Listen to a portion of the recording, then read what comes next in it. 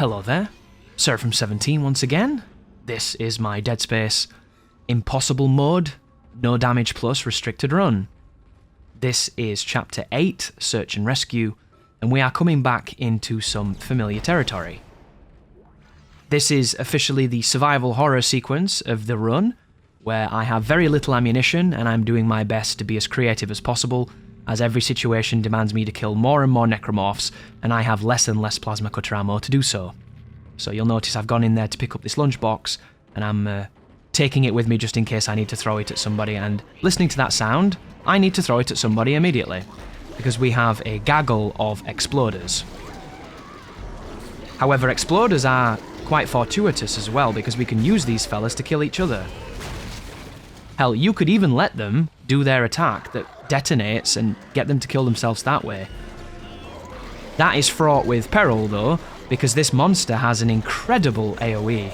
The amount of times I've died to this guy trying to outrun its explosive when I thought I was miles away is far too high. And then, luckily the money stunned him then, because telekinesis didn't want to. But this is another sequence where stasis would be so good, because you can stasis these guys and beat the shit out of them. You could just walk up to them and slap them silly, and there's not much they can do. You could sever their arms, slap them silly, and then you just have a bunch of improvised explosives. And just then was a mistake. I should have moved the other explosive out of the radius, because I used 2 bombs then instead of just 1, and it would have been really nice not to have that happen. But one of the tenets when I record, guys, is I tend to use the first victory on most of my projects.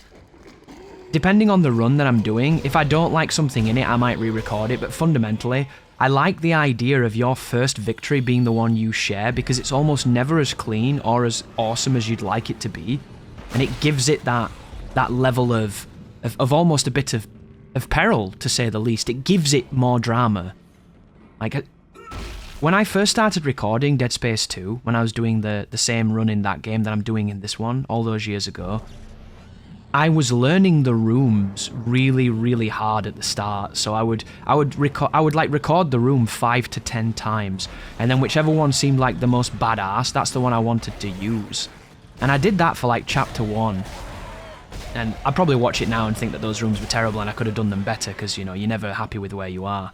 But after I did that, I realised watching it back that there was something in that footage that made it almost seem like I'm not going to say it was tool assisted, but it made it just seem like at every moment I was killing them before they were there. And it didn't look like I was reacting, it didn't look like I was responding, it looked like I just kind of knew everything. And nobody likes that guy, right? So when I started doing the later chapters, I started just kind of recording and just seeing what came and adapting to the situation at hand. And I got into a state where I started really enjoying almost not knowing what was coming next, and then walking in there and then being like, oh yeah, I remember this, and then seeing what I could do. And I felt like that led to some of the more interesting parts of the gameplay, that ended up being the thing that shaped a lot of my runs. Because doing walkthroughs for YouTube, I used to beat the games the first time on the hardest difficulty to do a practice run, so I knew what I was doing and I'd get all the strategies ahead of time, and then I would record them and have the fully, you know, the second run put on YouTube. That's how I did walkthroughs for years. And I felt like it was the best way to do it. I still do, in many ways, as this Leaper sneaks up on me. Look how dense this guy is as well, he's so strong. This is such a cool fight, I love this fight. But later on, when games started to get really easy, I used to get so bored on the first playthrough that I didn't even want to record them. And it changed my mentality, because I'd be playing these games, I'd be so completely unengaged and bored that I didn't even know if I was going to be able to make them for YouTube, and then it put me in this attitude where I was almost putting myself off even recording. And I didn't want to do that. So what I started doing is I started recording the walkthrough on the practice run. So I would record the blind run, and as long as I wasn't getting lost or I wasn't doing something like completely wrong and stupid, that's what I would upload. I would edit out some of the parts where I wasn't as confident in where I was going, and then I would just, as soon as I found the strategies, I would share the strategies, and that's what you'd see. And over time, I started getting really, really good at it, because it was something I was already doing. And my fears at first were that I was gonna look like I didn't know what I was doing. You know, I didn't want to make a walkthrough where it looked like I didn't know how to walk you through the game. Because I've always resented those walkthroughs. I don't think they're walkthroughs at all. I think they're very disingenuous for that. And I didn't want to be that kind of producer when it comes to my videos. But the funny thing about doing those walkthroughs is, on all the sequences that were difficult, I generally have to repeat them so much that I knew them so well that by the time I finished them, it looked like I'd practiced them anyway. And it ended up saving me a ton of time and kind of rejuvenating me on making walkthroughs. Because I went from almost resenting them and being bored of them to being like, this is kind of exciting, this, because there's a bit of pressure to perform here. Because I know that this is going to be what goes up on YouTube, and I want it to be a good representation of my channel. And I think now that, you know, we've changed directions a few times and we've got to this, like, I could have done a practice run of this where I played the whole game and I learned all the spawns and everything. And that would have been really good, and I think you would have liked it.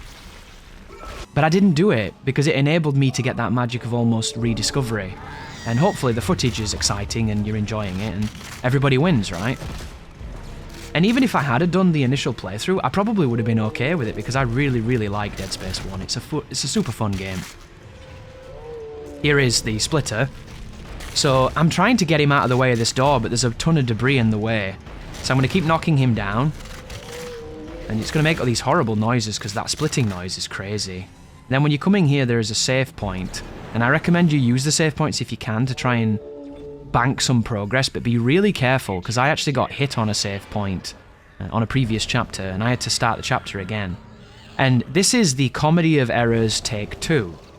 So this is a puzzle on this satellite array dish, and in this room I think there is 3 black leapers. I'm going to do this room and this puzzle without killing any of the leapers, because I don't have the ammunition to do it. They're that tanky. I do not recommend this. This is the dumbest thing in the run, and it involves a lot of jumping around like a lunatic. And the idea here of the puzzle is to pull out the broken pieces and fit in the functioning pieces, but you're doing it as these dudes are trying to dive bomb you. So this is a pain in the ass. This took a few attempts, and it's really annoying. And especially when the detection's not good, because sometimes you'll die because Isaac won't jump. But you have to be really quick here because they're on your ass. And look at that, sometimes you just get really unlucky and you jump to where they are. So be very careful, these guys are mean as hell. But if you're struggling to do this, if you want to try this, I've got a couple of pieces of advice. The first one is, if you make decent progress, go out of the room and save, because you'll save the progress. Just segment it, split it up. And additionally, that save point on PC is broken. You go to it and it looks like you can't use it, but you can. They didn't program the button that says save, but it's still there. So if you click where it should be, it will let you do it. But I actually went to that save point when I was playing, and I didn't think it was real, so I ended up going on that monorail all the way back to save, because they didn't do the UI properly. And it's a really weird problem to have, but it's definitely a problem I noticed. But right now we've got a rare moment of calm as these guys are like, I don't know what they're doing. They're all trying to reposition and get to me. So I'm just going to stick this one down here, but the detection here on high frames is kind of goofy. Like, this whole segment on high frames is kind of goofy. I've been playing a lot of God of War at the moment, and the frame rate on that game is massively affecting certain animations and certain parts of it, which makes me wonder what's going on. But I'm going to go and save here, guys, because I've done a nice bit of progress. I'm going to hit this door, and then it's going to transition here as I go back. And the reason I didn't just cut on the door is because I didn't want you to think I got hit. You know, I could have tried to get through that door and that guy came and whacked me, and then I just edited it out and go, I didn't get hit, but I wanted to show you I made it inside. And then I came back here, and I did the rest of the puzzle. This was not ideal, truth be told, and I definitely didn't enjoy it. But, have you ever seen anybody do this other than maybe a speedrunner? Because this can't be what you're supposed to do, right? There's nobody doing it like this. And that's just unfortunate, that the physics going fucking crazy right there. And all of this I can't afford because the enemies are on me. And I have to get real creative here. And the delay it takes Isaac to stand up after you fly is enough time to get hit. So you gotta be really careful. There we go, we pull that one out. There's just one more over here to pull out. You can just hear them screaming, can't you? They're just screaming and screaming. And the music's going nuts. It's such a cool sequence. Can you believe that Callisto Protocol has no puzzles? No puzzles in that game. A puzzle in that game is dragging a box, getting on top of it, and doing something Telekinesis did in 2008. It's just madness, isn't it? What a strange game. But I think we've only got 1 or 2 left, right? Yeah, we've just got 1 more now. So I reposition. I'm going to grab it really quickly if I can, but I can't find it because it's really disorientating.